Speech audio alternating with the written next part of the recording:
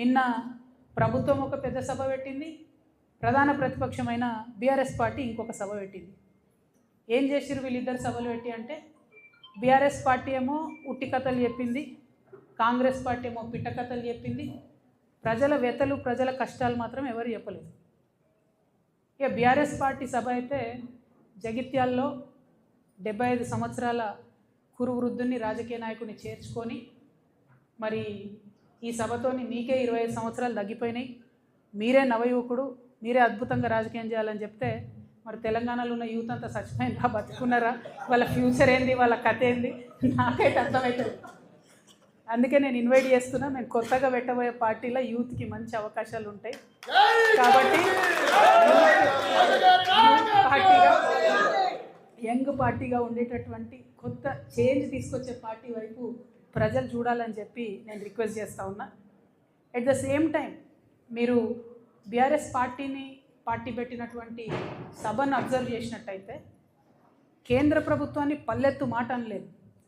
జాతీయ పార్టీని అని చెప్పుకునేటటువంటి పార్టీ ఇవాళ దేశవ్యాప్తంగా చర్చ అవుతున్న అంశం ఏంది? మహిళా బిల్లు, డీలిమిటేషన్. ఈ రెండిటి మీద కనీసం పల్లెత్తు మాట అనలేదు. ఆడబిడ్డలకు ఒక భరోసా ఇవ్వలేదు.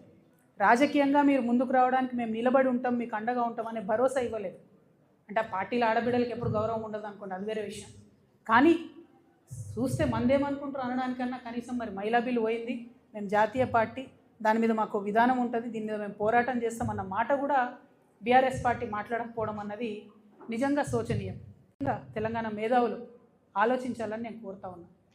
ఇక వీళ్ళు ఒక రకమైతే కాంగ్రెస్ పార్టీ పెద్ద సభ అధికారంలో ఉన్నారు, ఆర్భాటం హంగు పెద్ద సభ పెట్టి ఏం మాట్లాడతారు వాళ్ళు? గుంటనక్క నిన్న ఢిల్లీ పోయింది, గుంపు మేస్త్రి ఏమంటాడు? ఆ గుంటనక్క ఢిల్లీకి ఎందుకు పోయిందో నాకు తెలుసు, ఆర్ఎస్ఎస్ పెద్దల్ని కలవడానికి పోయింది, కాళేశ్వరం కేసు లేదు అవుతుంది అందుకే పోయింది. నాకు సంపూర్ణంగా కోర్ట్స్ మీద విశ్వాసం ఉందండి, నాకు సంపూర్ణంగా కోర్ట్స్ మీద వాళ్ళ జడ్జిమెంట్ మీద విశ్వాసం ఉంది. కానీ ఒక ముఖ్యమంత్రి స్థాయిలో ఉన్న వ్యక్తి ఈ గుంటనక్క పోయి ఆర్ఎస్ఎస్ పెద్దల్ని కలుస్తుంది అని గుంటనక్కతో డీల్ మాట్లాడుతుండే ఏమంటుండు? నువ్వు చెప్తావా, నువ్వెవరు కలిసినావో నేను చెప్పాలనా? అరే నీకు తెలిస్తే నువ్వు చెప్పాలి కదా ప్రజలకు, నువ్వు ముఖ్యమంత్రివి కదా, నీకు బాధ్యత ఉంది కదా. అట్లా కాకుండా డీల్ మాట్లాడుతున్నాడు. నీకు తెలుసా, నాకు తెలుసు నువ్వు ఎక్కడికి పోయినావో నేను చెప్తా. ఏం మాటలు ఇవి? అంటే ముఖ్యమంత్రి స్థాయిలో ఉన్నటువంటి వ్యక్తి కోర్టులలో ఉన్న తీర్పుల్ని ప్రభావితం చేయగలుగుతారు కొంతమంది అనేటటువంటి డైరెక్ట్గా మాట్లాడుతూ సంపూర్ణంగా రాజ్యాంగాన్ని, రాజ్యాంగబద్ధ సంస్థల్ని స్లైటన్ చేస్తూ ప్రజలకు ఏమాత్రం విశ్వాసం లేకుండా చేస్తున్నారు. అంతేకాకుండా ఏమంటాడు ఆయన? సేమ్ ఏదైతే ప్రజల పట్ల బీఆర్ఎస్ పార్టీ లెక్కలేనితనం ప్రదర్శిస్తుందో అదే లెక్కలేనితనాన్ని కూడా కాంగ్రెస్ పార్టీ ప్రదర్శిస్తే ఏమంటాడు ఆయన? నేను ప్రతిపక్షం లేకుండా చేస్తాను. నువ్వెవరు చేయడానికి? ప్రజలు కదా డిసైడ్ చేయాలి ఎవరు ప్రతిపక్షంలో ఉంటారు, ఎవరు అధికారంలో ఉంటారు, ఎవరికే పాత్ర ఉంటుంది, ప్రజలు కదా డిసైడ్ చేయాలి. వచ్చే 10 ఏళ్ళు నేనే అధికారంలో ఉంటే 7 ఉంటావు. రైతు బంధా ఇచ్చినావు, రైతు భరోసా సీజన్ మొత్తం అయిపోయినాక ఇస్తారా? నిన్న కూడా 5 ఎకరాలకే ఇచ్చారు. ఏమి ఇచ్చిండ్రని మీరు ఎందుకు అధికారంలో ఉంటారు? ఇల్లు కూడా కొట్టినందుకు అధికారంలో ఉంటారా? 2 నెలల పాప చచ్చిపోతే మాట్లాడలేదని అధికారంలో ఉంటారా? దేనికోసం అధికారంలో ఉంటారు? ఒక ఉద్యోగం ఇచ్చిరాని అధికారంలో ఉంటారా?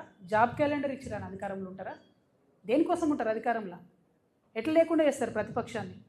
ఏ లెక్కలేనితనం బీఆర్ఎస్ పార్టీ ప్రజల పట్ల ఇప్పటికీ ప్రదర్శిస్తున్నదో, ప్రజలే తప్పు చేసిరంటే ఆత్మవిమర్శ చేసుకుంటలేదు బీఆర్ఎస్ పార్టీ.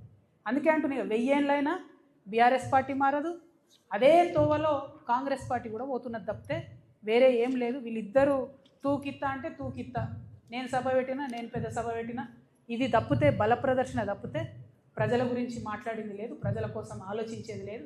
డెఫినెట్గా మారాలి పాలిటిక్స్. దయచేసి పాలిటిక్స్ మారాలి, ప్రజల సెంట్రిక్గా పాలిటిక్స్ జరగాలి, నాయకుల సెంట్రిక్గా కాదు, పార్టీల సెంట్రిక్గా కాదు.